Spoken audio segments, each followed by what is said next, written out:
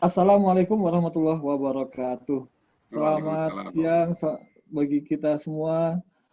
Eh, Kembali lagi di channel Akademik TV, salah satu channel yang menginspirasi bagi kita semua, menyajikan obrolan santai tapi berkualitas. Dan kami pada hari ini mengucapkan terima kasih atas atensi para viewers yang selalu meningkat kepada channel Akademik TV. Pada hari ini kami akan kembali mengemukakan sebuah obrolan yang luar biasa nanti dengan narasumber kita mengenai mengurai problematika integrasi transportasi publik di Indonesia. Dan untuk membahasnya sudah ada bersama kita Bapak Soeharto Abdul Majid. Assalamualaikum Bapak narasumber Waalaikumsalam kita. warahmatullahi wabarakatuh. Selamat kepada pemirsa semuanya. Semoga sehat selalu.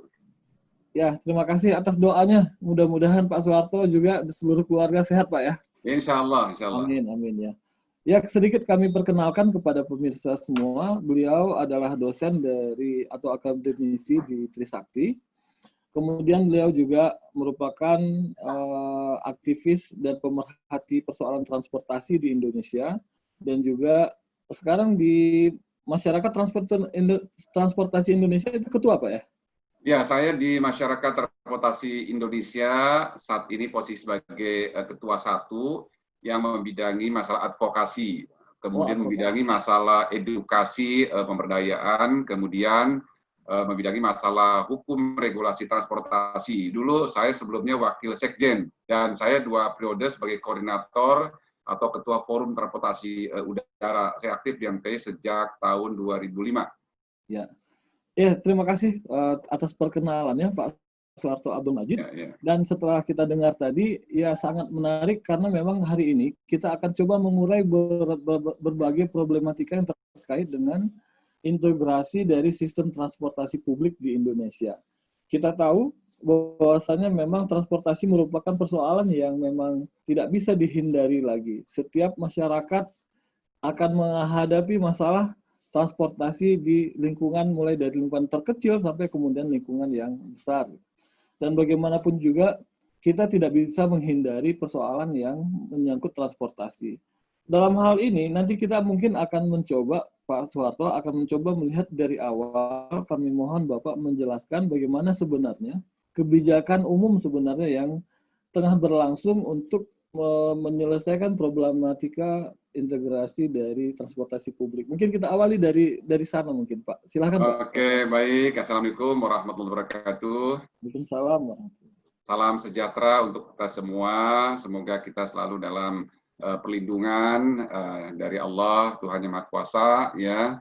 Apalagi di era masih pandemi COVID-19, ya, kita senantiasa harus tetap menjaga kesehatan, begitu ya, menjaga jarak, menggunakan masker, begitu ya. Kemudian kita rajin cuci tangan, ya, karena kondisinya memang masih seperti ini, ya.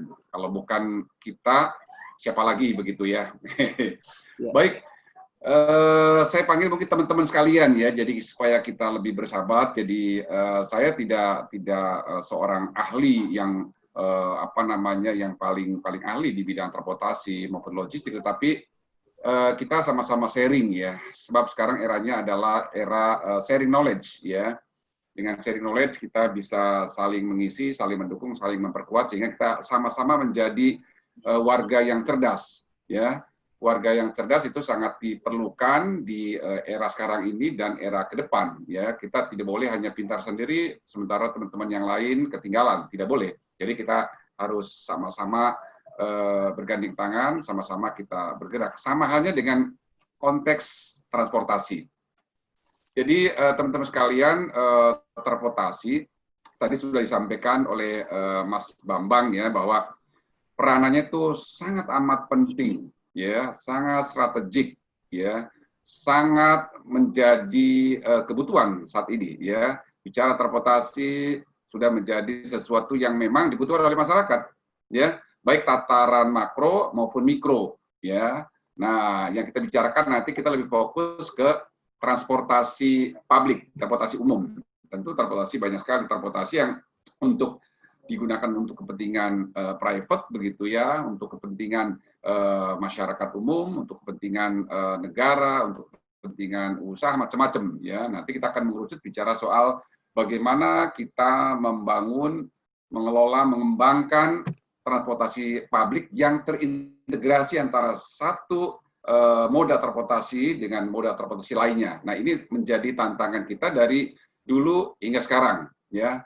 Baik, kalau kita bicara transportasi, itu kan ada banyak unsur yang terlibat di dalamnya ya. Jadi saya sampaikan dulu ini supaya kita memiliki persepsi yang relatif tidak jauh berbeda begitu ya. Jadi transportasi itu dibentuk oleh berbagai unsur ya, setidaknya ada 5 atau 6 ya. Ya, unsur pertama ini tidak harus berurutan ya, itu silakan saja sih kita bebas saja gitu ya. Misal yang pertama kita ada unsur waste, ada unsur jalan, gitu ya. Kalau di udara itu waste. Setiap pesawat penerbangan itu sudah ada jalannya, sudah ada waste-nya, ya, sudah ada track-nya, ya, sudah ada jalurnya. Ketinggiannya berapa, kemudian di bawahnya berapa, gitu ya, samping kanan, samping kiri, depan, belakang itu sudah ada semacam ada lorong begitu ya, ada koridor, ya, sehingga supaya ada keteraturan, supaya tidak tumpang tindih dan supaya betul-betul terjadi keamanan dan keselamatan di dalam penerbangan. Nah, demikian juga di laut pelayaran sudah ada jalurnya, ya, sudah ada jalurnya, ya. Jadi tidak boleh juga sembarangan. Kemudian di darat jelas, memang sangat nyata sekali jalan, ya, jalan, ada kereta api, dia dengan rel bajanya. Kemudian ada jalan raya, ya kan, ada pipa ada yang melalui jalan, ada juga melalui laut dan seterusnya begitu ya. Nah, itu dari sisi jalan. Lalu kemudian yang kedua adalah dari sisi terminal. Di bandara ya, di udara ada airport, ada bandar udara, di laut ada pelabuhan, ya, ada seaport. Lalu di darat atau di jalan ada terminal atau kereta ada station. Nah, itu sebagai simpul yang menghubungkan antara moda transportasi yang akan bergerak maupun akan berhenti untuk transfer, untuk transit, maupun untuk lanjut, maupun di final destination. Lalu yang berikutnya adalah ada alat angkut sarana. Itu ada disebutkan vehicles, ya, ada alat angkut, ya, macam-macam di darat. Nanti ada bus gitu ya, ada truk gitu ya, ada kereta api gitu ya, macam-macam, ada angkutan pribadi, ada sepeda motor dan seterusnya. Di udara udah jelas tadi ada pesawat terbang ya dengan segala variasinya gitu ya, termasuk ada helikopter dan seterusnya. Di laut tentu ada kapal ya, ada kapal pengangkut penumpang umum, ada kapal mewah pesiar, ada kapal pengangkut kargo, macam-macam. Ya, jadi itu kaitan dengan vehicles. Kemudian, nah, setelah itu Mas Bambang itu nanti selain vehicles, nanti masing-masing moda ini harus diatur sehingga perlu ada lembaga yang mengatur gitu ya. Nah, di situ nanti ada regulator, ada operator yang dia mengoperasikan sehingga lahirlah jasa transportasi, ya, operator jasa transportasi jalan atau darat, operator jasa transportasi laut, operator jasa transportasi udara atau pelabuhan. Lalu ada regulator, ya, itu perlu diatur sedemikian rupa karena menyangkut masalah keamanan, keselamatan, keteraturan, ketertiban, kelancaran dan kenyamanan. Termasuk bicara soal tarif, ya, itu penting. Nah, nanti yang terakhir bicara soal sistem kebijakan dan sumber daya manusia, ya. Nah, itu semua menjadi membentuk unsur-unsur transportasi yang kita harapkan bersama. Jadi itu saya kira Mas Bambang untuk prolog kita ya, mengawali bincang-bincang santai kita ini mesti saya sampaikan. Nah, mungkin perlu saya tambahkan bahwa konteksnya di MTI, masyarakat transportasi Indonesia ini adalah sebagai sebuah perhimpunan, ya, wadah yang memberikan tempat kita untuk melakukan kegiatan. Jadi para pembina transportasi, ya. Nah, elemennya nanti 3. Kita selalu memperjuangkan 3 begitu ya. Nah, jadi paling atas adalah user ya, atau public atau customer. Nah, ini semua harus di backup oleh regulator. Jadi ada user, ya, kemudian ada regulator dan ada operator. Jadi 3 ini. Nah, bagaimana kita membentuk, mengelola, mengembangkan sistem transportasi khususnya nasional begitu ya, begitu yang nasional yang betul-betul mampu menjembatani tiga ini. Pada ujungnya kita bagaimana ya bisa melayani customer, user itu dengan sebaik mungkin, gitu ya, warga, publik, ya. Nah, nanti transportasi lanjutan, tidak hanya untuk bicara hari ini, untuk masa yang akan datang. Kira itu prolog kita di awal, Mas Bambang ya. Oke, terima kasih Pak Soeharto. Di awal sudah kita awali dengan bagaimana unsur-unsur yang sangat penting dalam melihat problem dari transportasi. Dan kalau kita lihat di Indonesia, kita langsung masuk ke beberapa unsur aja. Kita mungkin bisa ambil dari sisi, dari dua bagian. Tapi kita masuk dulu yang pertama ini, antara waste, kemudian station, terminal, atau vehicle. Itu ada tiga hal yang terkait sekali dengan sarana dan prasarana. Kita tahu pertumbuhan antara waste dengan vehicle ini kan tidak sejalan gitu. Artinya pertumbuhan kendaraan yang begitu pesat ditambah lagi kemudahan di dalam pemerolehannya. Sekarang orang mudah sekali untuk kredit, sepeda motor, kemudian kendaraan roda 4 juga sangat murah gitu. Ada kebijakan LCC dan lain sebagainya. Di sisi lain, pertumbuhan dari terminal ataupun dari sisi jalanan tidak seimbang dengan pertumbuhan dari kendaraan yang melintas.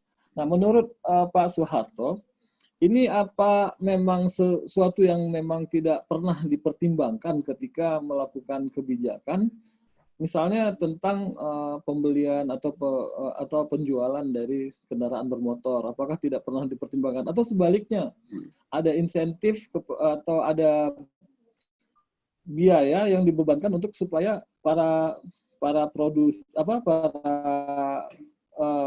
penjual kendaraan itu bisa memberikan kontribusi untuk pengembangan sarana jalan dan lain sebagainya. Itu apakah tidak pernah ada pertimbangan seperti itu? Ya, ini Mas Bambang, problem mendasar kita dari dulu ya. dari dulu sejak kita disebut-sebut sebagai negara yang pertumbuhannya tinggi waktu itu ya, di Asia khususnya. Ya, itu kan salah satu motor penggeraknya adalah ada motorized ya. Negara yang ingin berkembang ya umumnya itu pasti didorong oleh motorized ya, artinya bahwa mesin ya yang menggerakkan ini harus betul-betul lebih tinggi begitu ya. Nah, memang konsekuensinya pembangunan infrastruktur kita ini memang tertinggal. Makanya wajar saja jika di zaman atau di era sekarang ini di pemerintahan Jokowi begitu ya dengan mengusung infrastruktur itu kan dikebut betul ya, antara lain jalan tol misalkan gitu ya, jalan tol itu meskipun sudah digagas lama kan, tol Jawa ya, Trans Sumatera, nanti ada Trans Kalimantan, Trans Sulawesi, Trans Papua, semua ya, itu memang sangat ketinggalan sekali, betul, termasuk infrastruktur jalan di kota-kota. Karena gini, di kita pembangunan sebuah kota itu ya belum dibangun secara komprehensif ya sejak awal. Jadi sejak awal dibangun itu memang harus dipersiapkan juga bagaimana perencanaan transportasi kotanya ya, urban transport itu bagaimana ya, kemudian bagaimana pembangunan transportasi penyangganya ya dengan kota-kota satelitnya, itu harus dipersiapkan. Jadi itu membangun sebuah kota yang komprehensif dari awal. Nah, kita kan enggak, kalau kita lihat sejarah kita di kota-kota besar kita umumnya kan kita belum memikirkan secara komprehensif soal itu, sehingga apa yang terjadi ya, pertumbuhan mobilitas orang sangat tinggi ya, sementara penyediaan angkutan umumnya yang sangat terbatas. Nah, orang-orang yang tidak tertampung ini kan mencari jalan. Nah, mencari jalan dia akhirnya akan menggunakan private ya, menggunakan angkutan pribadi. Nah, disitulah ada permintaan, ada demand gitu ya, ada demand, ada supply, ada demand. Nah, demandnya besar sekali ya. Lalu muncullah industri otomotif, ya kan? Industri otomotif yang dulu sangat kuat sekali dengan ATPM-nya, ya. Dan itu memang memberikan kontribusi yang besar buat negara, pajaknya besar. Nah, permasalahannya adalah tadi kan, kalau kita kembali ke awal, pertumbuhan antara pembangunan jalan dengan pertumbuhan kendaraan, khususnya kendaraan pribadi itu yang tidak seimbang, ya. Itu rata-rata dimain di 10 tahun, ya, tiap dasawarsa itu mainnya paling tumbuh, infrastruktur itu pembangunan jalannya paling tumbuh paling ketop 1%.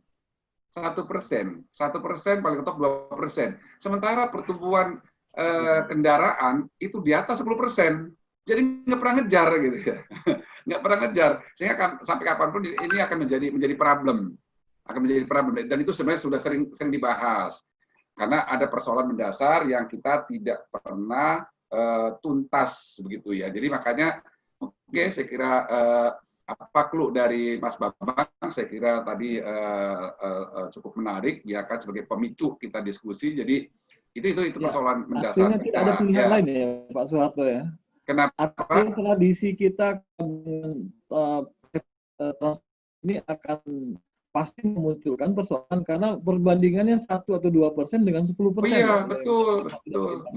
Oleh karena itu memang tidak ada upaya yang memang harus dilakukan secara istilahnya ada yang dipunya secara radikal, ya, terobosan, gitu ya, breakthrough, macam-macam lah ya kan itu bagaimana upaya begitu ya.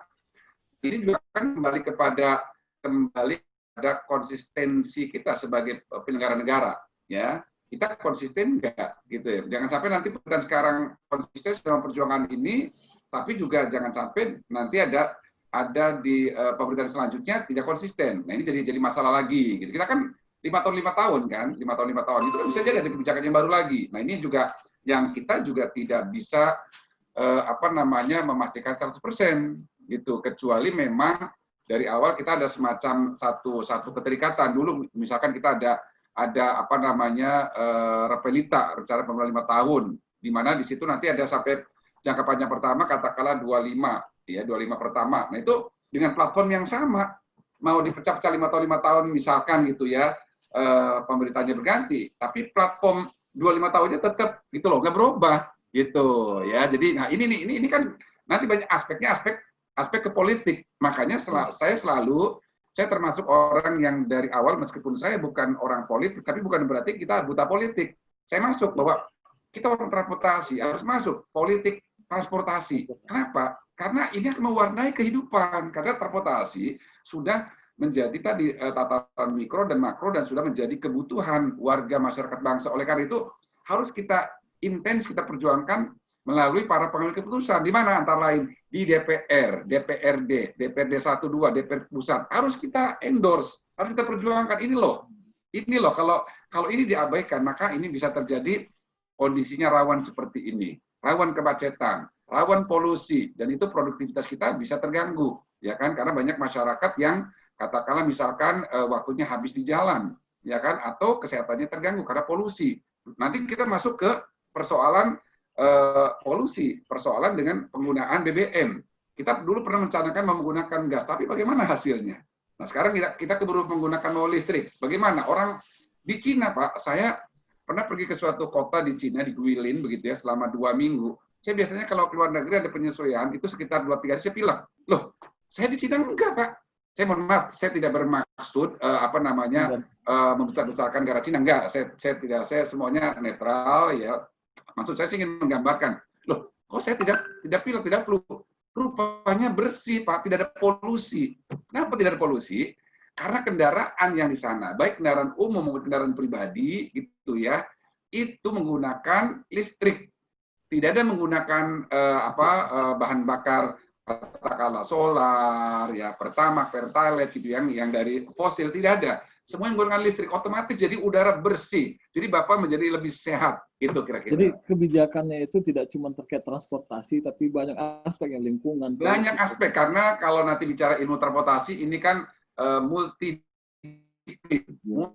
interdisiplinary dengan ilmu-ilmu lain yang berkembang begitu, yang berada di Jadi dalamnya. penting begini Pak Soeharto, barangkali saya juga panggil teman-teman nih biar akrab seperti Pak Soeharto juga. Jadi teman-teman perlu dicatat bahwasanya bagi kita yang nyaman dengan transportasi pribadi, private transportation, itu harus mikir ulang gitu. Harus berpikir ulang, kita tidak selamanya akan bisa nyaman dengan transportasi pribadi karena punya keterbatasan yang sangat sedikit. Karena memang kita bisa beli mobil tapi kita tidak bisa beli jalan, ya Pak ya. Kita bisa beli pesawat tapi kita tidak bisa beli udara gitu. Jadi itu yang harus kita bisa pikir. Kembali kepada ini berarti kita sudah masuk kepada tema kita hari ini Pak Soeharto, mengurai problematika sinergitas transportasi publik. Artinya transportasi publik alternatif, transportasi adalah sebuah satu-satunya solusi untuk menyelesaikan masalah transportasi. Cuman persoalannya kan ada ya Pak ya. Di atasnya ada users ini. Kita mulai dari users dulu. Persoalan yang kemarin saya coba sampaikan, saya ambil sebuah penelitian kemarin, survei yang dilakukan pada saat mau launching MRT di Jakarta. Sebenarnya users itu hanya perlu 3 Pak. Jadi yang pertama itu mereka perlu ketepatan waktu, kemudian yang kedua keamanan, yang ketiga kenyamanan. Nah sekarang 3 persoalan ini itu mungkin tidak diwujudkan dalam sistem transportasi publik di Indonesia. Sangat mungkin, Pak. Sangat mungkin. Jadi memang dari berbagai riset, dari berbagai literatur ya, itu memang masyarakat ya, masyarakat publik begitu ya, atau user, bisnis adalah customer, itu ya kita harus tahu apa voice of a customer. Kita harus mendengarkan suara customer, ya. Jadi kita harus mendengarkan suara customer. Customer ini maunya apa ya? Seperti apa ya? Nah itu kita harus bisa menyelami. Nah kalau kita sebagai negara, sebagai regulator, sebagai operator tidak mampu menyelami voice of customer, ini bahaya, berat. Karena sampai kapanpun kita tidak akan ketemu customer. Tadi Mas Bambang sudah menyebutkan, maunya customer itu apa sih?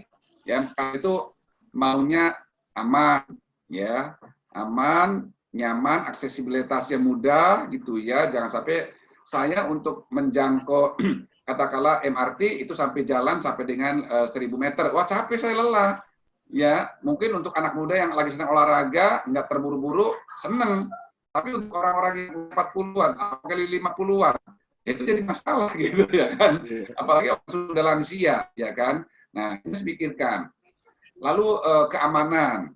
Di jalan aman nggak? Jadi bertransportasi tidak sekedar naik angkutannya vehicles, tetapi juga jalan, menuju jalur, accessibility gitu ya. Dari rumah menuju ke katakanlah ke halte, ke station, ke tempat bus stopnya, itu aman nggak?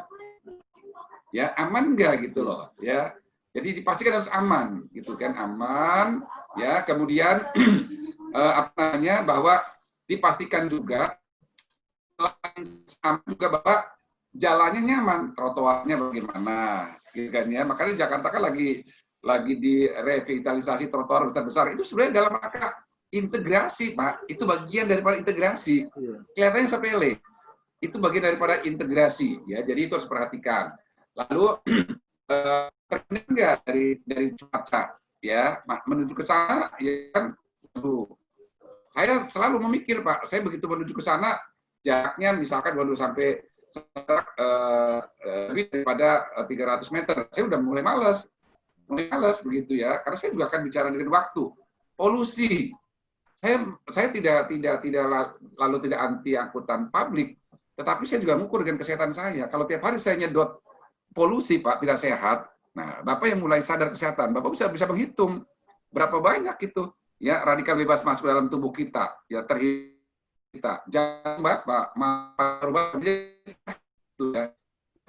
Nah, lalu bagaimana kondisi di haltenya, kondisi di shelternya, kondisi terminalnya bagaimana? Aman, bersih, dan juga simple pelayanannya, prosedurnya tidak berbelit-belit, ya kan, dan sebagainya. Lalu baru masuk ke dalam kita enggak, penuh enggak.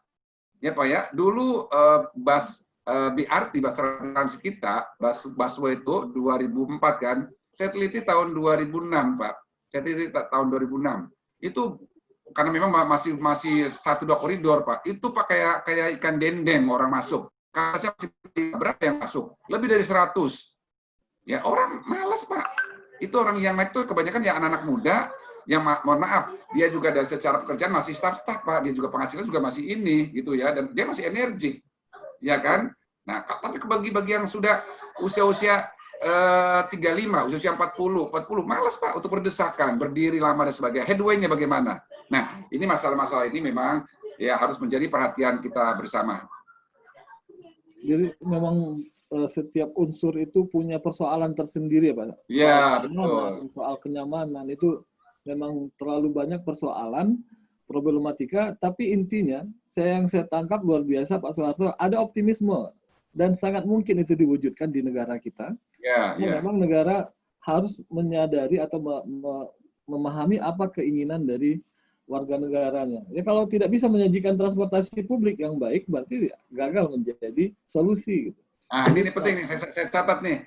Saya garis bawahi kata-kata gagal. Pak, sebentar ya. Saya mau ngambil minuman dulu. Iya. Maaf, tadi iklan sebentar. Pak ini sudah silakan. Minum ini. Jahe merah dengan gula. Itu menambah di situasi COVID, Pak. Ya, penting. Jadi tadi kan ada kata-kata Mas Bambang, kalau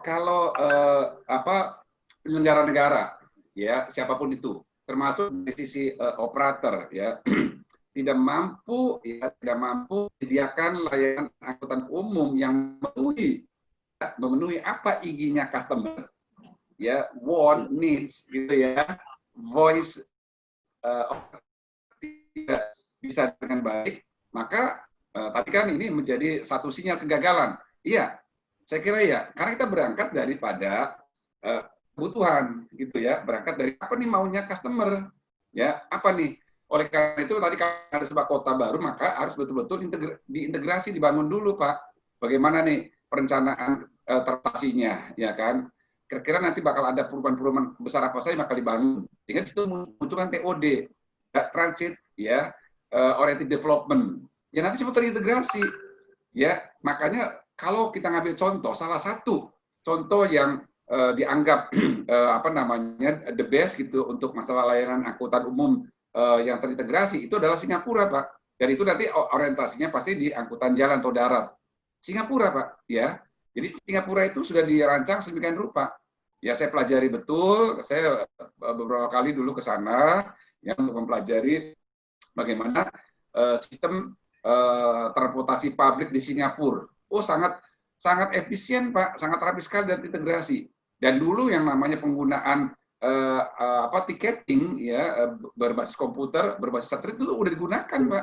Kita kan baru belakangan, Pak. Kita baru belakangan, tapi nggak apa-apa masih terlambat. Tapi ya memang akhirnya, Pak, kita dari awal tidak pernah merancang sebuah kota yang dengan mengintegrasikan tadi gitu layanan transportasi, kemudian dengan pusat-pusat bisnis dan sebagainya, sehingga ini menjadi masalah di kemudian hari. Oke, jadi saya kira itu poin kita udah memahami. Jadi kalau sudah seperti itu, bahwa yang kedua adalah bagaimana dari sisi kita penyelenggara transportasi, ya berarti kita juga harus mampu menyediakan layanan transportasi yang tadi yang memenuhi kebutuhan publik, ya masyarakat tadi yang aman, gitu ya, yang kemudian nyaman, tepat waktu, ya aksesibilitasnya juga sangat enak, gitu ya.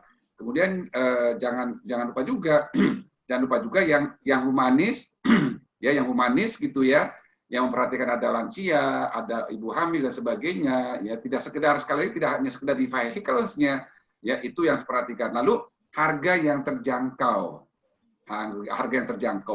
sehingga ada segmen penelitian yang menyatakan bahwa orang-orang yang relatif menengah ke atas, relatif ya artinya yang bekerja sudah mapan gitu ya, yang level-level manajer, dia juga relatif mau menggunakan angkutan umum angkutan publiknya di kota, Pak.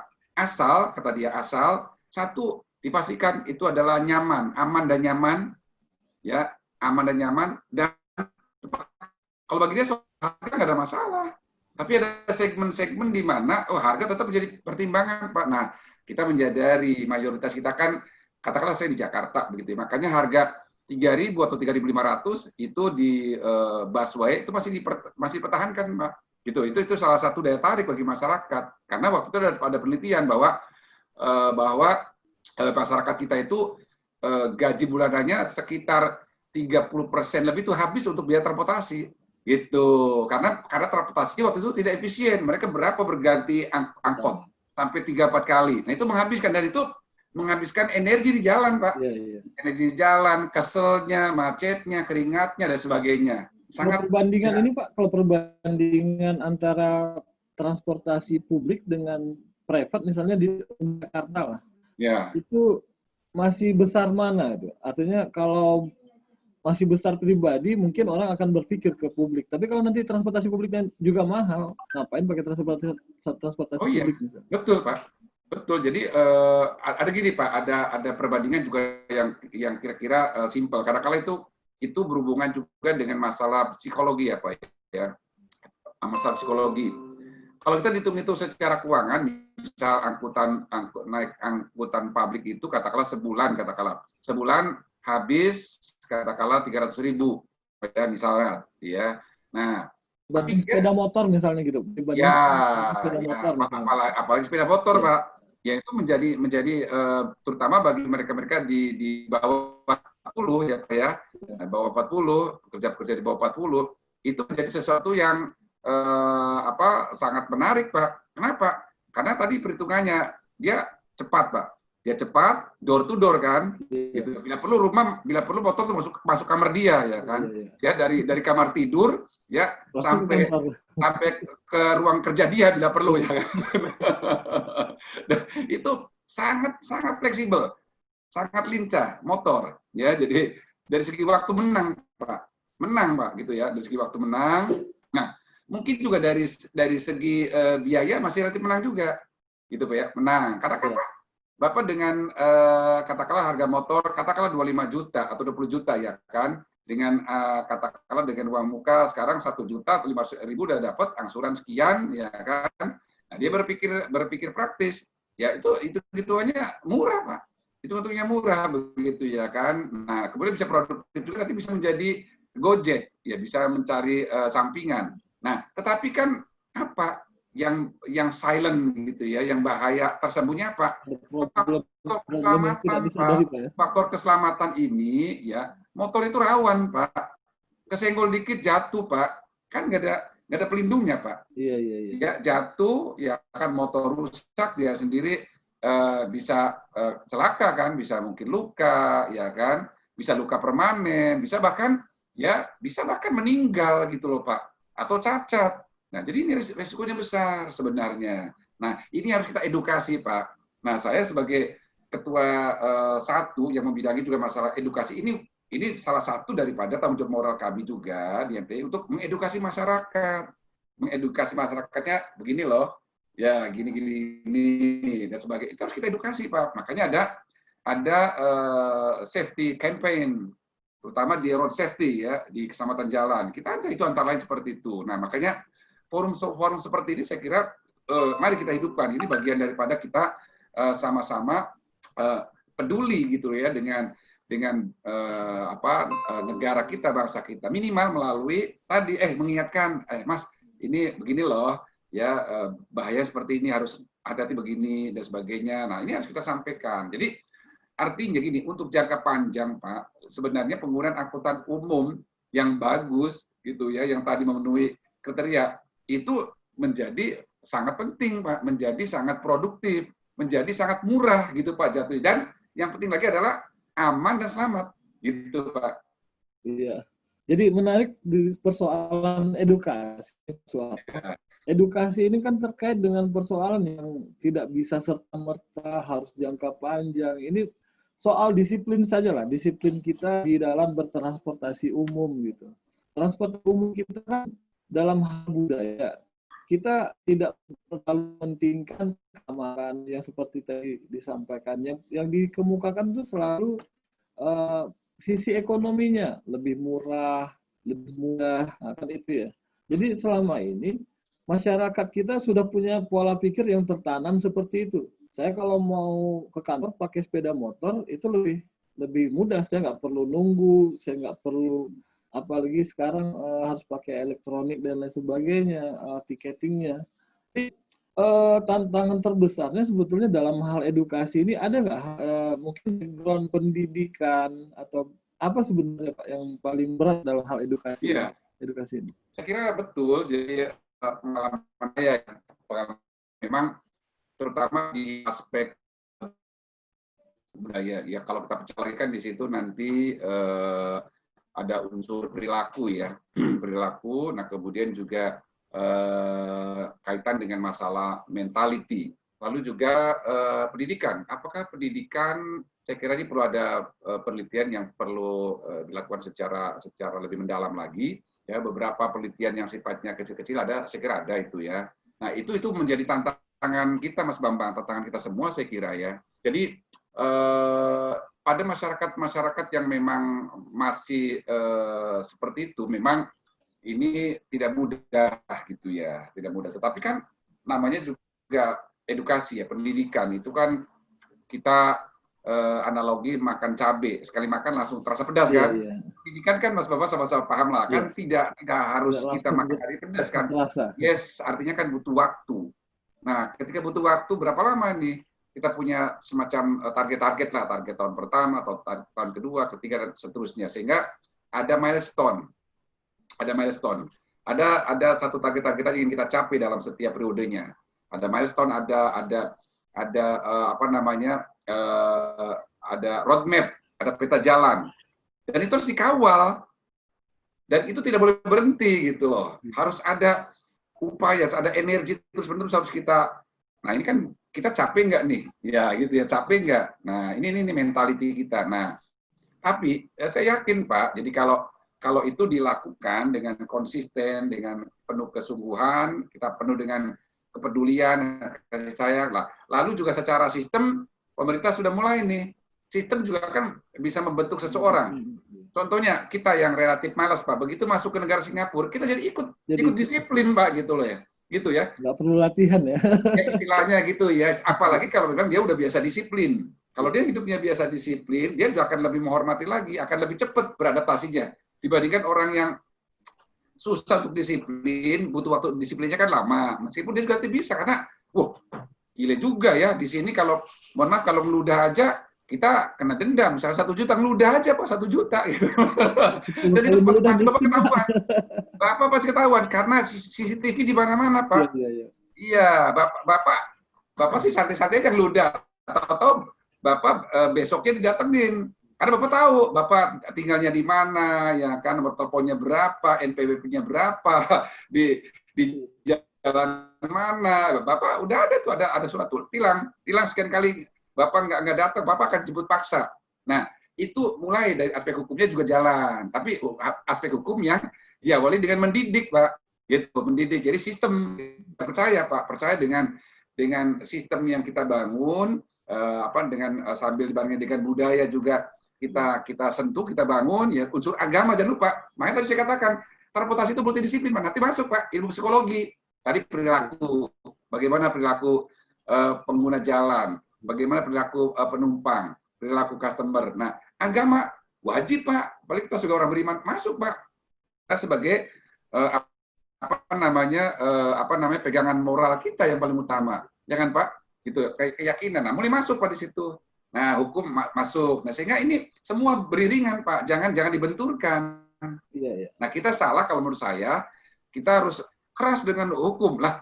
Pendidikan ininya katakanlah diabaikan, budayanya diabaikan, agamanya seolah-olah tidak bisa gitu. Jadi ini kalau pengalaman saya ini menyangkut masalah budaya. Dan sama halnya seperti hal sekarang ini dengan pandemi. Ini kan ceritanya kan cerita soal masalah urusan nyawa dan urusan perut kan begitu. Ya. urusan kita Tapi kan ini kita tidak juga tidak boleh membenturkan, Pak. Ya, tidak boleh membenturkan. Nah, tetapi kalau selama ini belum ditemukan vaksin, ya belum ada obat yang betul-betul paten, maka ini harus kita lakukan. Kira seperti itu Ya, analoginya. saya melihat begini juga Pak Suwarto, dalam hal edukasi ini ada satu problem besar, yaitu tentang strata sosial gitu. Di mana transportasi publik itu strata sosial rendah. Belum ada misalnya pejabat publik ataupun ya belum banyak lah, belum banyak, kalau ada sudah pasti ada. Tapi belum banyak yang memberikan contoh misalnya pejabat atau di kampus rektornya dekan-dekan naik bus gitu kan. Itu kan belum banyak contoh gitu. Jadi sebenarnya nilai rendah terhadap transportasi publik ini dalam strata sosial itu muncul seperti apa, Pak? Sehingga nanti kita bisa, wah keren ya orang tuh naik bus gitu, sampai suatu hari bisa ada paradigma seperti itu gitu. Sebetulnya problemnya di mana? Iya, saya paling tertarik melihat, ya ini juga kembali kepada betul apa namanya, bagaimana moral yang dibangun di negara tersebut, ya, bagaimana sistem dan kebijakan juga yang diterapkan di negara tersebut, ya, kemudian bagaimana sistem moral juga bisa menjadi trigger ya untuk orang melakukan hal tersebut. Saya yang paling terkesan di Jepang lah gitu ya, di Jepang. Jepang juga sama Pak, problem itu macet juga ya. Sama halnya juga waktu di Bangkok ya, kita kan kota-kota di katakan Asia Tenggara ya, atau di Asia yang waktu itu macet itu ada Bombay waktu itu ya, ada Bangkok, ada kita Jakarta, terus ada 5 waktu itu. Nah, saya ke sana ya sama Pak problemnya. Tapi saya tahun 2010 katakanlah saya ke Bangkok ya, udah rapi Pak. Sementara Jakarta waktu itu 2010 masih macet, masih semrawut. Jadi artinya mereka betul-betul melakukan itu Pak dengan sangat konsisten gitu loh ya. Nah, sementara kita masih terseok-seok ya kan. Nah, Jepang Pak, Jepang itu ada banyak contoh ya, orang-orang yang berdasi, orang-orang yang pakai jas, dan itu adalah konotasinya memang orang-orang yang manajer, director Pak, ya itu mereka naik angkutan umum. Ya, setuju saya, artinya itu salah satu contoh keteladanan, itu juga harus dilakukan gitu ya. Oh, pejabatnya naik itu loh, benar Pak, itu di Jepang itu ada beberapa direktur ya, dia memberikan contoh, dia angkutan umum. Bukan berarti dia tidak mampu beli mobil pribadi, dia mampu ya, kata mobil pribadi digunakan misalkan dia untuk weekend ya, untuk urusan-urusan yang lain begitu, yang keluarga ya. Nah, ini saya setuju nih, kita harus buat gerakan seperti itu meskipun ini tidak mudah karena kita sistem moralnya kan kurang mendukung ke arah sana gitu loh ya Pak ya. Jadi saya kan pejabat, saya kan sibuk ya kan, ya kan, apalagi saya public figure begitu kan ya, nanti ada orang banyak selfie saya terganggu nih misalkan seperti itu ya kan. Nah, jadi ini menjadi tantangan dan PR bagi kita ya. Tetapi maksud saya mungkin tidak perlu tiap hari, tetapi pada momen-momen tertentu saya setuju Pak. Ini harus kita dorong, harus ada satu gerakan. Yuk kita para pejabat, yuk para tokoh masyarakat gitu ya, yuk para pimpinan ya, seminggu sekali ya, misalkan hari apa naik angkutan umum. Ayo, berani nggak? Menteri berani nggak naik angkutan umum? Saya tantang Pak. Saya pernah tahun berapa ya kan, saya lantang. Coba dong, mohon maaf para menteri, para dirjen, para direktur itu naik angkutan umum dong. Gitu loh, seminggu sekali ya, atau seminggu 2 kali. Kemudian para profesional, para direktur BUMN misalkan ya, misalkan di Damri, kemudian MRT itu wajib, itu naik angkutan umumnya, MRT, BRT ya, busway itu wajib, kita wajibkan Pak. Saya termasuk yang lantang waktu itu ya kan. Nah, kita sampai sekarang bagaimana? Ya, apalagi sekarang kan lagi COVID Pak Harto, ya kan, naik mobil pribadi aja saya, dia paling sering angkutan umum katanya. Oke lah, itu soal mindset. Jadi orang akan selalu mencari excuse apapun. Kalau kita niatnya kurang kuat, orang akan mencari excuse. Ya, itu akan mencari excuse. Ya kan, ada orang yang tadi katakanlah sulit bangun pagi, ya kan dia akan selalu mencari excuse. Oh, saya kecapean, oh saya tidur malam, akan cari excuse. Tapi ada tuh, dia meskipun tidurnya jam 12, tidur jam 2, tetap dia bangunnya subuh, karena dia punya komitmen yang kuat gitu loh. Iya. Gitu Oke, Pak. menarik Pak Gitu. Soeharto. Kita bergeser sedikit karena Pak Soeharto selain membidangi soal edukasi, kan soal advokasi juga. Ya, ya, Ya, kalau dalam kaitan triangulasi tadi ada users, ada operator, dan ada ya, regulator. Users ini kan dalam teori ekonomi selalu selalu ditempatkan pada posisi lemah gitu, karena dia korban regulator dan juga korban operator, sering sekali begitu. Kalau untuk problem transportasi di Indonesia, apakah Pak Soeharto melihat memang ada semacam kata kutip perselingkuhan ini antara operator dan regulator? Karena bukan rahasia umum, kadang-kadang kalau mau bikin perda, nanti yang perusahaan-perusahaan operator itu selalu ngira istilahnya, ya modali lah perdanya supaya menguntungkan, atau undang-undang transportasi itu bukan organda atau apapun lah namanya, operator-operator itu memodali supaya DPR bikin yang menguntungkan mereka. Apakah terjadi yang seperti itu kalau menurut Bapak? ya sebenarnya antara ketiganya, ya terutama regulator dan operator ini justru dia harus memikirkan bagaimana kita bisa membangun, bisa mengembangkan, bisa mengelola satu layanan angkutan umum yang betul-betul diarahkan untuk dipakai, dinikmati oleh publik, oleh masyarakat, ya gitu. Itu sebenarnya itu harus platform itu harus kita bangun dari awal, sehingga terserah dia nantinya mau kerjasama, mau saling, itu memang itu penting kerjasama, apalagi era sekarang. Tetapi kerjasama yang bagaimana tadi ujung-ujungnya adalah bagaimana tanda petik itu ya memberikan kemudahan, memberikan kenyamanan yang setinggi-tingginya, ya memberikan satu pada tataran keamanan dan keselamatan yang sangat tinggi, ya sehingga orang publik menjadi lebih produktif, karena ujungnya ke sana Pak. Kita juga regulator, operator itu kena dampaknya kalau masyarakatnya tidak produktif, itu loh. Maka dia harus bertanggung jawab untuk menyediakan layanan transportasi umum yang efektif, efisien, Karena dalam transportasi itu dua hal itu, ya, yang efektif, efisien. Nanti berkelindan dengan selamat, aman, dan nyaman, gitu. Tapi bukan sekedar di vehicle siapa ya. Tadi sudah saya katakan di awal itu ada 5 atau 6 unsur yang harus dibangun secara bersamaan. Nah, ini Pak yang harus kita bangun, bahwa kalau ada praktek atau ada pemikiran regulator atau operator sampai Anda mengatakan, Mas Bambang mengatakan sampai ada perselingkuhan yang konotasinya sangat negatif, artinya ujung-ujungnya merugikan. Ini saya kira betul-betul itu menjolimi Pak, ya itu menjolimi itu, ya karena dari niatnya aja udah nggak bagus gitu ya, niatnya udah nggak bagus, ya. Nah, bagaimana pelaksanaannya gitu loh. Nah, ketika pelaksanaannya banyak terjadi hal-hal yang ternyata tidak sesuai dengan kepentingan publik, masyarakat banyak, ya, itu malah semakin dia penuh dengan penjoliman, penuh dengan dosa. Jadi saya kira era seperti itu udah nggak musim lagi begitu ya. Kalau masyarakat begitu Pak, misalnya ini kasarnya aja lah, contoh antara maskapai dengan misalnya Menteri Perhubungan atau Dirjen Perhubungan Udara, itu soal keterlambatan sekian jam dapat ini, sekian jam dapat ini, kok kayaknya menguntungkan maskapai gitu. Atau misalnya maskapai di satu sisi ini memberatkan bisnis kami, kan itu merupakan sebuah hal yang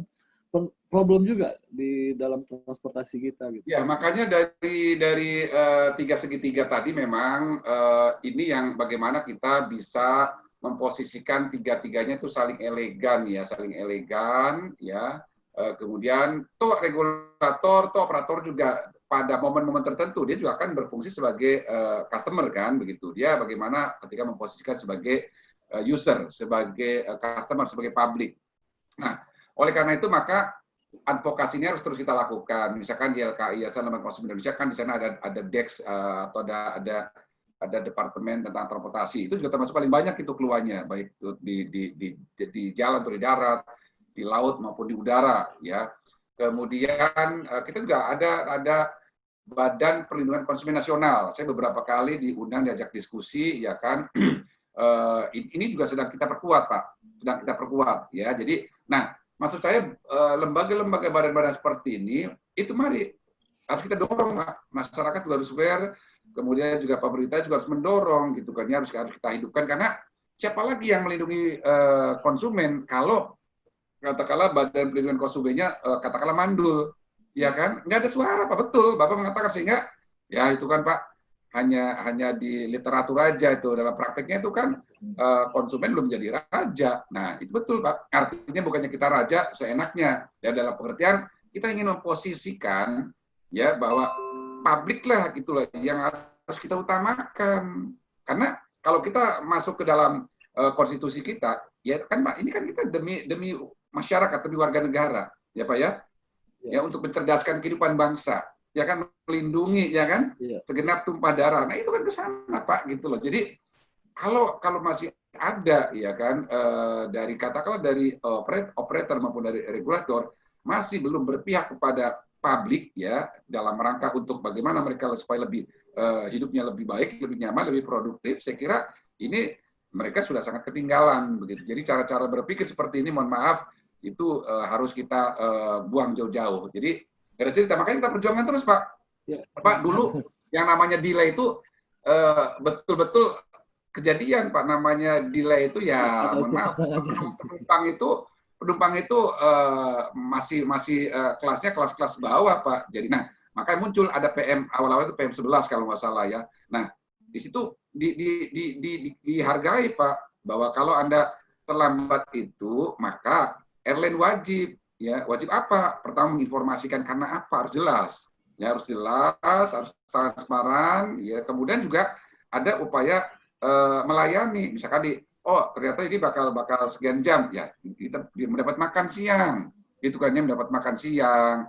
Kemudian kalau lebih dari dia dapat hotel, itu udah konsekuensi, ya, dapat hotel, kemudian dia juga berhak mendapatkan kompensasi. Kemarin dapat 300 dalam praktik apakah jalan? Nah, ini juga berarti ada pengawasan juga harus jalan. Itu memang, Pak, ini upaya, Pak. Saya sebagai penggiat di bidang transportasi dan sebagai mantan ketua Forum 14 Udara beberapa kali, ya, ini saya harus terus saya dorong, Pak. Dan itu ya antara lain tadi, Pak, kita politik transportasi, makanya kita ke DPR, mulai dari peraturan-peraturannya, ke undang-undangnya, kemudian sehingga pemerintah menerbitkan ada peraturan menteri, ada PM, ada surat keputusan menteri dan sebagainya dalam rangka ini loh, kita ingin memposisikan dalam porsi yang semestinya gitu loh. Jadi itu meskipun kita belum total 100%, tapi sudah ada hasilnya, Pak. Ya, luar biasa nih, Pak Soeharto. Sesuai judul kita mengurai problematika integrasi sistem transportasi publik di Indonesia. Ini luar biasa. Ternyata terlalu banyak persoalan yang harus kita selesaikan. Sangat banyak, Pak. Karena waktu ini, Pak, waktu kita ada sedikit untuk closing. Ya, oke. Saya mendengar 2030 pemerintah menargetkan transportasi publik itu bisa diakses oleh 75% pengguna transportasi. Itu Bapak masih optimis sebagai ketua satu masyarakat? Tahun 2030. Ya, saya pernah dengar, tapi saya lupa ini. Di mana kemarin saya baca ininya. Tapi ada target dari pemerintah 2030. Sekarang ini katanya masih 15-20%. Ya, ini kan artinya konteksnya kan konteks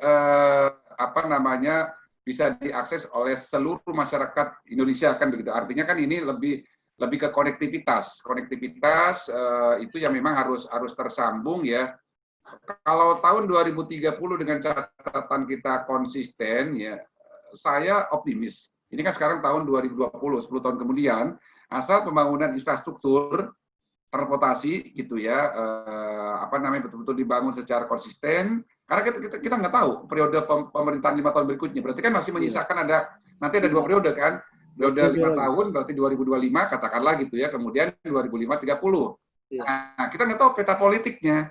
Karena di negara kita kan yang masih megang, yang dominan itu kan politik, Pak, bukan hukum gitu, ya, bukan hukum dan budaya. Ya, jadi kita lihat arah politiknya bagaimana. Kalau arah politik yang memang masih kira-kira, ya, masih sejalan, konsisten pembangunannya dan dananya juga masih mendukung, saya optimis kalau untuk 75% konektivitas itu akan tersambung. Karena saya melihat pengalaman yang sekarang dan sebelumnya dengan catatan konsisten gitu. Iya. Tapi kalau nggak konsisten, saya angkat tangan. Ya, saya optimis Pak, optimis ya catatan konsisten gitu ya, konsisten gitu ya, dan peta politiknya juga mendukung. Iya. Jadi harapan kita memang di 2030 problem-problem tadi yang diurai oleh Pak Soeharto mungkin tidak akan ketemu, walaupun ketemu tidak banyak gitu ya Pak ya. Artinya transportasi publik kita tidak banyak menyisakan persoalan sehingga menjadi primadona dan pilihan utama dari masyarakat Indonesia. Ini waktu kita memang sangat terbatas Pak. Ya, oke, saya kira nanti di lain kesempatan kita bedah yang sifatnya per segmen aja, karena ini kan masih makro terlalu luas. Ini kan masih umum. Integrasi kita lebih kepada transportasi kota, saya kira ya. Tetapi ini kita masih terlalu makro ya. Nanti akan kita buat secara kita buat per tema mungkin bisa jadi udara, laut, darat, mungkin kita pisah gitu Pak ya. Iya, udara itu problematik lebih nilai karena saya kan basic saya lebih ke udara Pak, gitu. Udara bukan berarti kemudian saya darat laut tidak memahami, tetapi maksud saya punya spesialisasi yang lebih tajam lagi, saya di udara begitu. Oh gitu, insya Allah Pak. Artinya kami terima kasih. Ini Bapak sudah buka ruang kami untuk menghubungi Bapak kembali. Nanti kita di waktu yang lain, kesempatan yang ada, kami mohon kesediaan sebagai narasumber. Mas Bambang, saya insya Allah anytime ya siap karena saya punya amanat, punya kewajiban moral. Ya, apalagi saya juga sekarang menjadi ketua satu, ya kan ada unsur advokasi, edukasi, regulasi itu sebelumnya, dan saya juga itu di Komisi 5 sama komisi yang menyangkut masalah anggaran atau keuangan itu saya juga udah biasa, dan dengan DPRD daerah, karena ini harus sama-sama menjadi satu gerakan bagaimana sistem transportasi nasional kita baik di kota, jangan lupa juga di daerah juga, di desa Pak, perdesaan rural ya, transportasi itu juga yang kita seringkali abai. Nah, ini harus sama-sama kita buat sedemikian rupa sehingga konteks transportasi secara nasional betul-betul bisa dirasakan manfaatnya oleh masyarakat banyak, sehingga masyarakat Indonesia menjadi masyarakat yang sehat dan produktif. Ya, terima kasih sekali lagi Pak Soeharto. Baik, terima kasih, sama-sama Mas. Terima kasih yang luar biasa, mudah-mudahan Bapak selalu sehat dan sukses, dan transportasi yang kita perjuangkan ini menjadi sebuah persoalan yang bisa kita nikmati sebagai trigger bagi banyak aspek kehidupan yang lain, mulai dari ekonomi, kesehatan, dan lain sebagainya. Para teman-teman sekalian, Academic Channel akan kembali lagi di lain kesempatan, dan kami mengucapkan terima kasih atas atensi Anda semua, dan supaya kita terhubung, silaturahminya semakin baik, jangan lupa subscribe dan juga like. Mudah-mudahan channel-channel yang akan datang bisa menginspirasi kita semua. Saya Bambang Hermanto, mohon maaf. Assalamualaikum warahmatullahi wabarakatuh. Waalaikumsalam warahmatullahi wabarakatuh.